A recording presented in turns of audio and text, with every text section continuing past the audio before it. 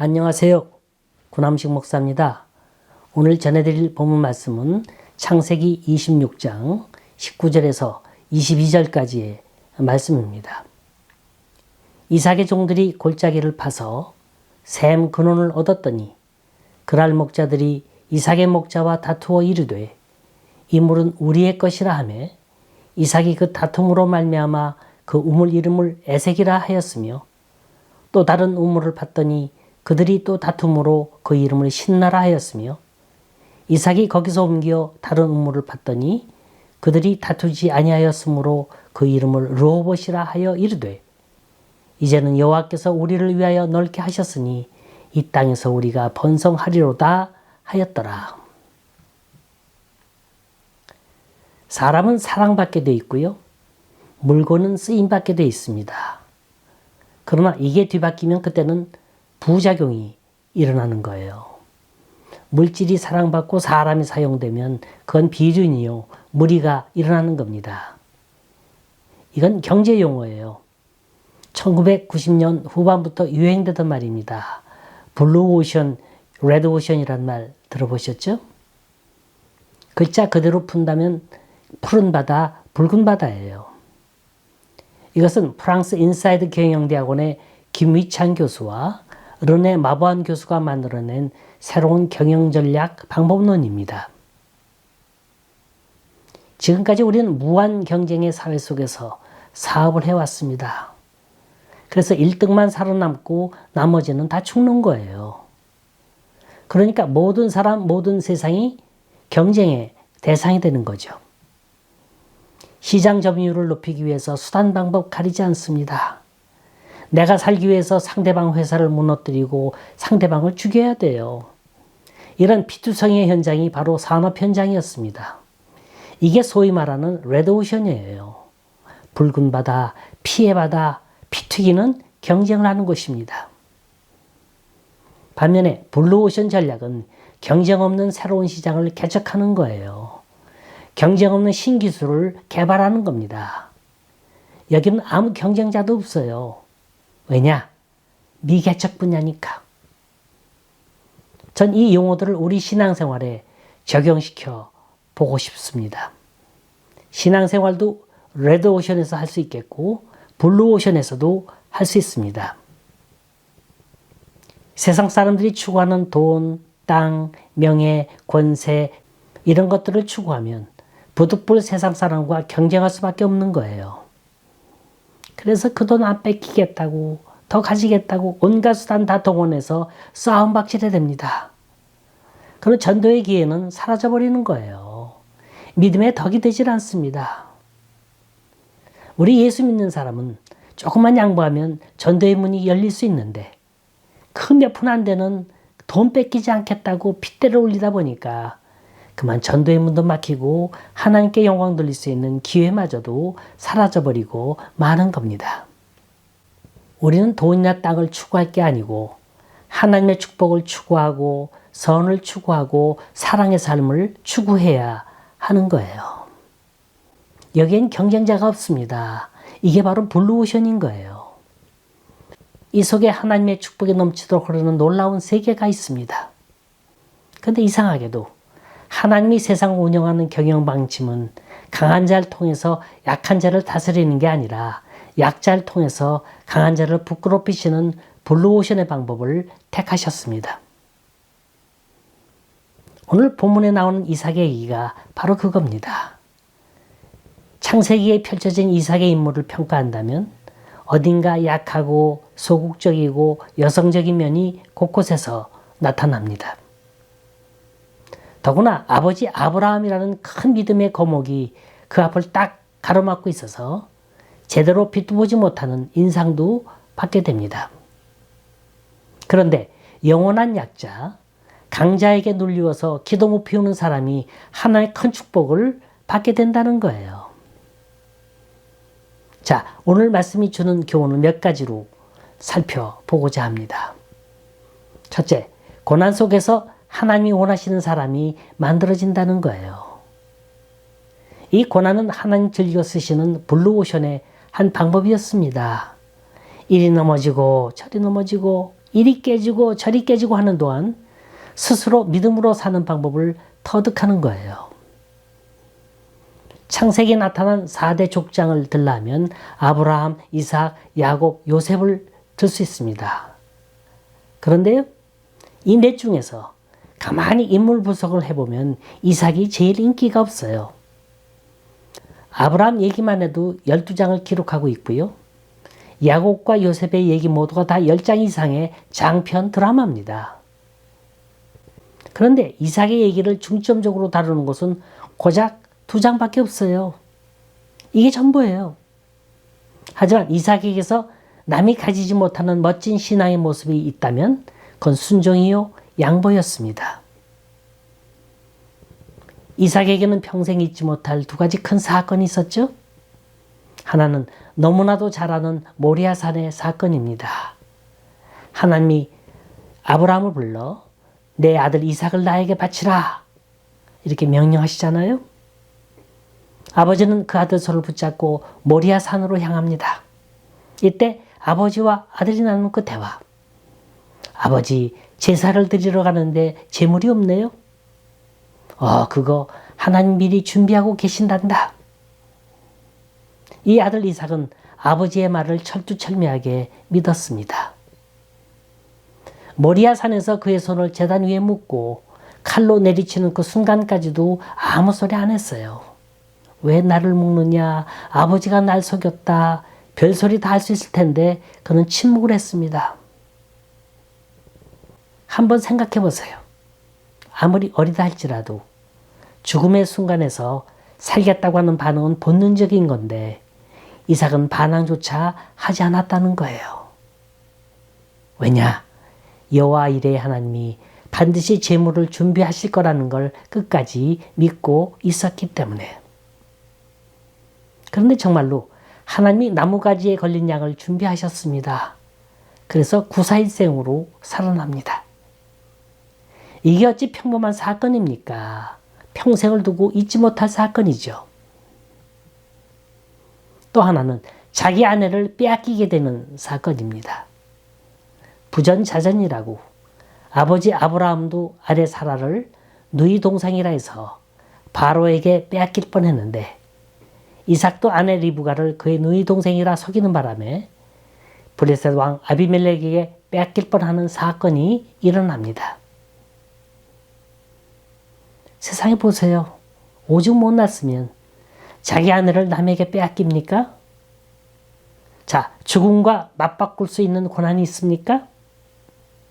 자기 아내를 남에게 빼앗기며 가정을 송두리째 잊어버리는 이 처참한 상황. 이런 고난이 어디 다시 있겠습니까? 이 모든 걸 다 거친 이삭이에요. 산전, 수전, 공중전, 화생방 다 거쳤어요.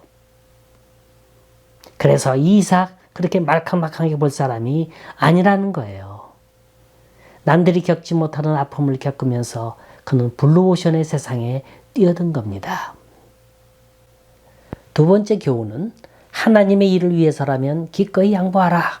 그러면 하나님이 그 이상의 것으로 채워주신다는 겁니다.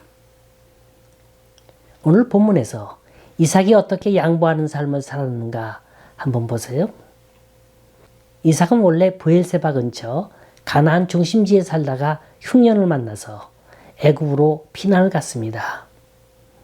피난 가다가 그랄에 잠시 머물렀는데 이제 그랄을 지나면 가나안 땅을 벗어나게 됩니다. 그때 하나님께서 나타나셔서 가나안 땅에 머물라. 이 땅에 머물면 내가 큰 복을 주겠노라. 그러셨습니다. 순종했더니 그의 100배나 더 큰 수확을 거뒀어요. 소떼나 양떼가 심히 많아졌습니다. 그래서 이젠 이곳에서 편안히 잘 살 수 있겠구나 했는데 그게 아니에요.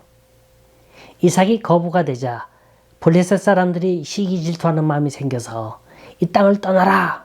당신이 우리보다 더 강하니 이 땅을 떠나라. 그래서 쫓겨나게 됩니다. 이건 뭘 의미하느냐? 100배나 거두었던 그 밭을 다 빼앗긴 거예요. 또 그 밭에 딸렸던 그 우물을 다 뺏긴 거예요. 빈 털터리가 되어서 쫓겨나는 겁니다.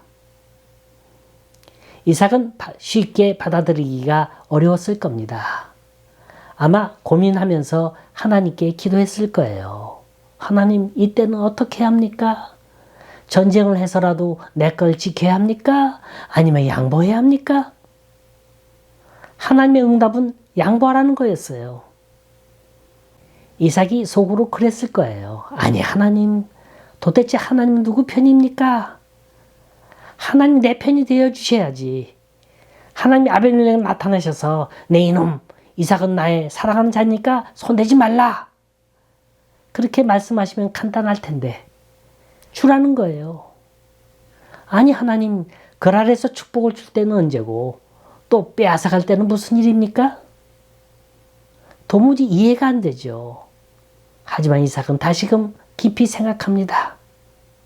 과연 내가 추구하는 게 돈이냐, 땅이냐, 우물이냐, 아니면 하나님이냐? 그렇다. 내가 추구하는 건 하나님이다. 이삭은 생각했어요. 나는 우물을 의지하지 않고 세상 땅을 의지하지 않고 하나님만 의지하겠다. 그렇게 결단을 내리고 하나님께 순종을 합니다. 그래서 그랄의 중심지 골짜기로 가서 그곳에서 우물을 파고 또 새로운 삶을 시작합니다. 식구가 수천 명이라 그랬어요. 간단한 문제가 아닙니다. 또 파면 그냥 우물이 나오는 장소가 아니에요. 물이 아주 귀한 장소입니다. 그런데 다행히 하나님께서 축복해 주셔서 우물에서 물이 나온 거예요. 야, 물이 나왔다 기뻐하고 있는데, 그런데 그랄의 목자들이 와가지고 이거 우리 거야. 이 땅은 우리 땅이고 이 물은 다 우리 거다. 또 시비가 붙었습니다. 그때 이삭이 종들에게 명하죠. 그냥 양보하라. 그 양보한 땅 이름을 에색이라 하라. 에색은 다툼이란 뜻입니다. 종이 불평이 많았겠죠. 아니 주인님, 우리가 애써 판 건데 그걸 왜 줍니까? 주면 그들의 우물이 되고 말 텐데 이름은 지어서 또 못합니까? 이삭은 말합니다. 하나님께서 이 땅을 다 우리 후손에게 주기로 했단다. 언젠가는 그 우물을 도로 다 찾을 테니까 걱정하지 말고 에색이라 이름 지어라. 그래서 이름만 지어놓고는 뺏기고 맙니다. 또다시 먼 곳으로 한참 옮겨가서 또 우물을 팝니다. 이번에도 하나님께서 복을 주셔서 우물에서 또 물이 나왔어요. 그랬더니 거기까지 따라와서 이것도 우리 거야. 한 번도 아니고 번번이. 도저히 참을 수 없는 거예요. 그래서 싸우려 할 때 이삭이 아서라, 한 번 더 양보하라. 그리고 이곳을 신나라 졌습니다. 대적함이란 뜻이에요. 그리고 또 한참 가서 그랄에서 거의 벗어난 지경에 가서 우물을 봤더니 거기서 물이 나왔습니다. 이번엔 따라오지 않았습니다. 그래서 그곳을 르호봇이라, 장소가 넓다, 그렇게 이름을 졌습니다. 이걸 현대적 용어로 표현하자면 블루오션이죠. 이젠 경쟁이 필요 없다, 다툼이 필요 없다는 뜻이에요. 이곳은 하나님의 축복을 받을 수 있는 아름다운 장소인 겁니다. 왜 하나님께서 이삭을 그랄에서 쫓겨나게 했습니까? 그건 바로 이 르호봇을 주기 위해서인 거예요. 사실 그랄은 풍요로운 땅이지만 우상숭배에 위험이 있는 땅입니다. 또 이삭의 자녀들과 그랄의 자녀들이 자포날 위험성이 있었어요. 그러므로 영적으로 상당히 위험한 장소입니다. 하나님이 주신 최석의 장소는 아니었던 거예요. 이곳은 이삭이 불순종함으로 애굽에 가다가 잠시 내린 차선의 장소지 최선의 장소는 아닌 겁니다. 최선의 장소는 바로 아브라함이 제단을 쌓았던 브엘세바였어요. 이 브엘세바로 인도하기 위해서 하나님께서는 이삭에게 그랄을 포기하게 한 겁니다. 그래서 그랄을 포기하고 브엘세바로 옮겨갔더니 하나님께서 나타나셔서 이삭에게 큰 축복을 주십니다. 24절 말씀, 내가 너와 함께 있어 내 자손으로 번성케 하리라. 이 말씀은 우리에게 아주 중요한 말씀입니다. 지금 우리가 살고 있는 삶의 현장이 어디냐는 거예요. 그곳이 명백하게 범죄의 장소는 아닐지라도 범죄의 위험성이 있는 장소라면 어서 훌훌 털고 그 자리를 떠나라는 겁니다. 그곳이 우리에게 아무리 큰 유익을 주고 아무리 큰 즐거움을 준다 할지라도 신앙에 도움이 되지 않는다면 과감히 그곳을 포기하라는 거예요. 또 어느 때는 하나님께서 다른 사람을 통해서나 환경을 통해서 우리를 떠나게 하실 때도 있습니다. 그러면 기꺼이 양보하라. 레드오션은 우리 성도가 있어야 할 곳이 아닙니다. 우리가 의지할 건 땅도 아니요, 돈도 아니요, 하나님이신 겁니다. 그래서 정말로 우리가 추구하는 게 진정 하나님이라면 하나님을 가장 잘 섬길 수 있는 곳, 그곳으로 옮겨가야 합니다. 블루오션에 사는 사람은 하나님의 자녀가 지니는 넉넉한 마음을 갖고 사는 겁니다. 세 번째 교훈은 무슨 일을 하든 한 우물만 파라는 거예요. 이것저것 기웃거리지 말라는 겁니다. 이삭은 이방인이에요. 새로운 세계에 들어가 미래의 꿈을 펼쳐보겠다는 개척자입니다. 파이오니어예요. 개척이라는 거요? 그거 쉬운 거 아니에요. 굶을 각오해야 하고 희생할 각오해야 하고 눈물 흘릴 각오해야 합니다. 쉽게 되거나 얻어지는 건 개척이 아닙니다. 처음부터 물이 콸콸 나오는 우물이 어디 있습니까? 그건 만에 하나 있을까 말까입니다. 그건 여행을 기다리는 거예요. 세상에 쉽게 얻어서 이루어질 꿈이라면 못할 사람 하나도 없을 겁니다. 여러분, 시스터 액트로 유명한 배우 오피 골드버그를 잘 아시죠? 원래 배우란 끼가 많아야 돼요. 대부분의 배우들이 그렇듯이 오피 골드버그는 예명이고 본명은 캐린 존슨입니다. 1954년생이니까 벌써 60대 후반에 접어들었네요. 이 사람은 8살 때 처음으로 대중 앞에서 연기를 했다고 합니다. 그때부터 돈을 번 거예요. 근데 이 돈이 항상 문제인 거예요. 이 여인은 고등학교 때부터 히피 생활을 하더니만 결혼할 때까지도 마약을 끊지 못했습니다. 그래서 이혼을 했어요. 이혼하고 보니까 모든 게 제자리예요.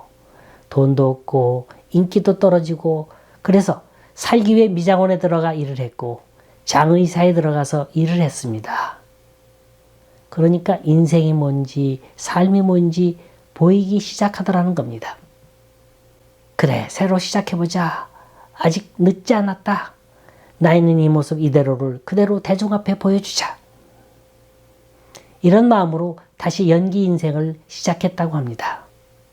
이렇게 굴곡 있는 삶을 살다 보니 자연스럽게 그의 연기는 서민 속으로 파고 들어갔고 그의 삶 속에서 나오는 걸쭉한 입담은 자연스럽게 미국인의 정서를 자극하기 시작했습니다. 이 때문인지 모르지만 아카데미 시상식만 해도 여러 번 사회를 볼 정도로 인기를 누렸습니다. 이 배우는 주로 세속에 찌들어 있으면서도 따뜻한 인간애와 정에 약한 인물로 등장을 합니다. 다시 말해서 가슴으로 살고 가슴으로 말하는 여자예요. 특별히 피부색이 검은 여인이 백인 사회 속에서 두각을 나타내는 이유는 이 여인은 자신의 아픔을 너무나도 아름답게 승화시키며 살아가고 있다는 겁니다. 날 봐라. 나 같은 아픔의 사람도, 나 같은 슬픔의 사람도, 나 같은 약자도 가슴으로 살려고 노력했더니 하나님께서 축복해 주시더라는 겁니다.